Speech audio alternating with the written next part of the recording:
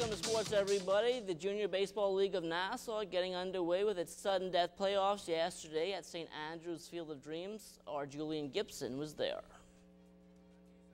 Let's start with the coach pitch. How about the Angels? They got past the Padres 9-6. It's coming back from 5-0 down. Guys, the kids hung in there and they just kept playing. They made the plays when they had to. Just go to the spirit, never give up. Absolutely, absolutely, absolutely. We tried to just keep them, we tried to instill it in them. And, just talk to them every day, every practice about doing the same. Just keep hanging in there. And they did well. Never give up the fight. We were down 0-5. We came back strong. My boys held in there, and we did a hell of a job. We play good, and we get some good plays, and we hit some good balls, and we make a good team. We perform good today. In Junior League action, the Phillies, they are going home. The Devil Rays, they won 8-6. We did well. Pitching kept us in the game and had some key hits and scored a few runs, so pitching was able to do the rest. We played good today. Pitching was good. All we needed, we threw a couple balls, but we were doing good. Our bats came around, and we scored a few runs, and the defense backed us up, backed the pitcher up. We did good. What made a difference is we played together as a team. We kept our heads up no matter what. We didn't let nothing get in our way. And we couldn't do this without the defense, without our catcher and everything. I feel that our bats could have been a little better, but we performed well. Catcher did his job. My road pitcher, he did what he had to do. I came in and helped him out a little bit, but we played good.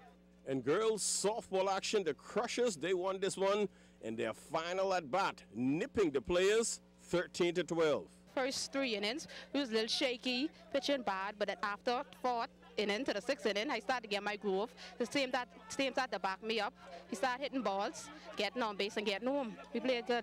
I think in the beginning we played off a little slow. We didn't have much energy, but then after a while we started to recuperate, get energy, started to play aggressive, started to play as a team. I think that's why we came on top.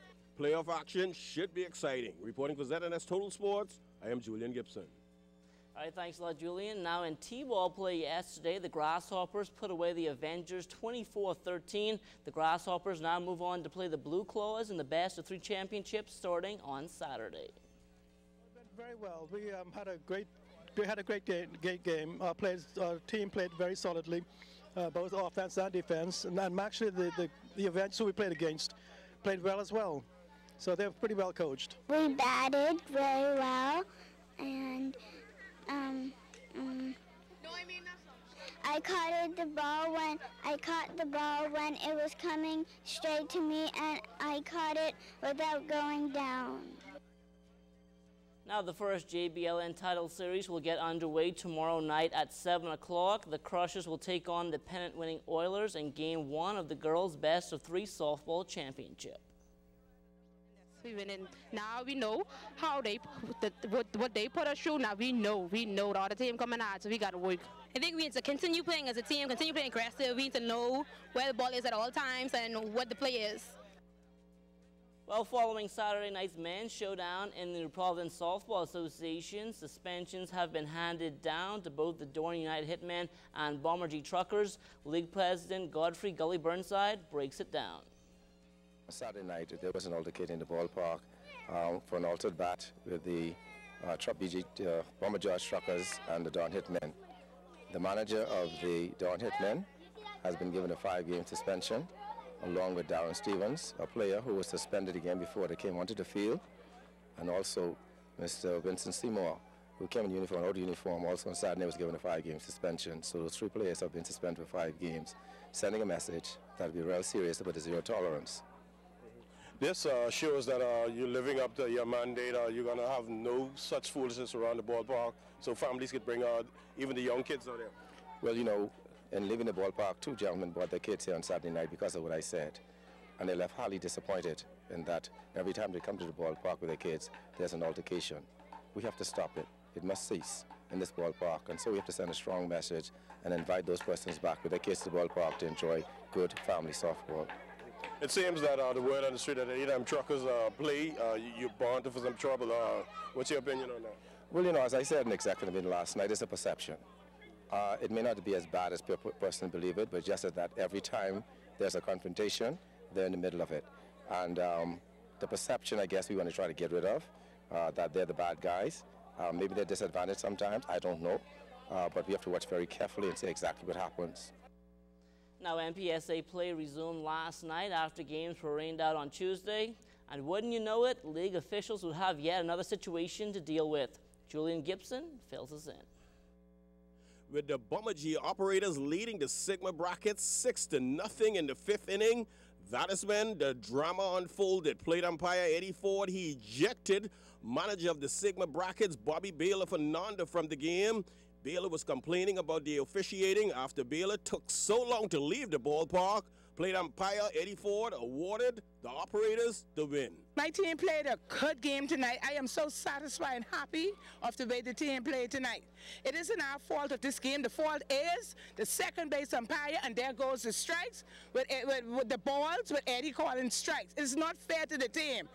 Every time we come in here, we play a hard game. I don't care if my team get beat 100-0 once it's a good and a fair game. If they can get the calls, why can't I? It's not fair to the team. The ball's in the dirt. They are calling strike. The runner made a good play on second. He called a safe. If they cannot see, then do not call the games. Right now, I think enough is enough of this. Every year, year after year after year, the same calls. Improve, man, improve. Meanwhile, for the Bomber G operators, they are satisfied with the win and also glad to have Chanel Simonet back in uniform. Came out and give it our best. You know, every time we come out, we got a different crew on the field, so we got to give it our best shot. Don't care who we play. How do you feel being back playing with our Bomber G? I feel at home. They're welcoming me back. I'm the prodigal son. Why did you leave the first time anyhow? We had a little bit of technical difficulties, but we was able to overcome that. I mean, we were still as friends through it all and everything, but I just went back home. In the men's feature contest, it was a double win for Bomber G. His truckers, well, they blanked the Mighty Mitts 7-0. Reporting for ZNS Total Sports, I am Julian Gibson. And finally in this segment, residents of Andros showing up in big numbers to celebrate Alfonso Smith's 60th birthday. Smith, as many of you would know, has been very instrumental in a number of money-making initiatives on the island. Tomorrow, with a number of anglers expected to take part. Folks, this is not only a great Androsian, this is a great Bahamian, one of the persons that I look up to, that love his community, love his people, that is always, always, always involved with the community. And even when it comes to politics, as far as he's concerned, we are Bahamians, and anything he can do to help has always helped. He's always been very unselfish in his giving back to the community. And that will do it for sports. But stay tuned, your weather forecast still to come.